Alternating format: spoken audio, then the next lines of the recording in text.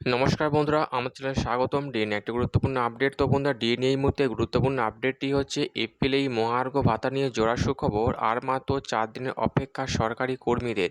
তো বন্ধুরা, ডিএ সংক্রান্ত আপডেটটি নিয়ে আমরা স্টেপ বাই স্টেপ আলোচনা করব। তো অবশ্যই আপনারা ভিডিওটি স্কিপ না করে অবশ্যই পুরোটা দেখবেন।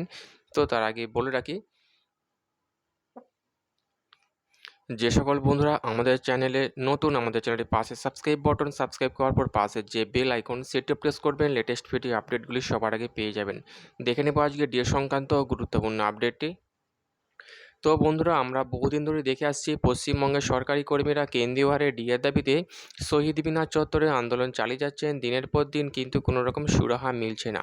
একদিকে মুখ্যমন্ত্রী, অর্থমন্ত্রী, রাজ্যপালকে বারংবার ডিএ বৃদ্ধির চিঠি দেওয়া সত্ত্বেও কোনো রকম উত্তর আসেনি। এমনকি দিল্লির যন্তর মন্ত্র আন্দোলন চালিয়েও কোনো লাভ হয়নি।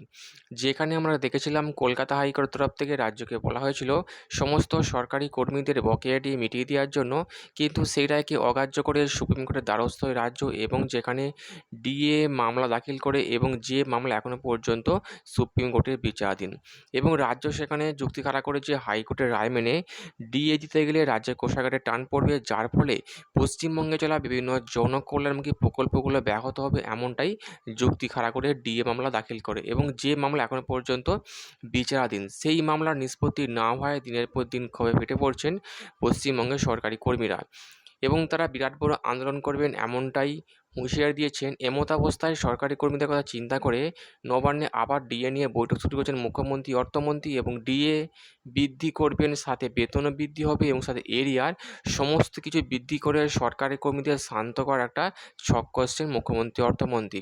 তো বন্ধুরা, এই ছিল ডিএ সংক্রান্ত গুরুত্বপূর্ণ আপডেট। কেমন লাগলো কমেন্ট করে লাইক করতে ভুলবেন না। পরবর্তী আপডেট পাওয়ার জন্য আমার চ্যানেলটি সাবস্ক্রাইব করে রাখবেন। থ্যাংক ইউ বন্ধুরা, ভিডিওটি দেখার জন্য।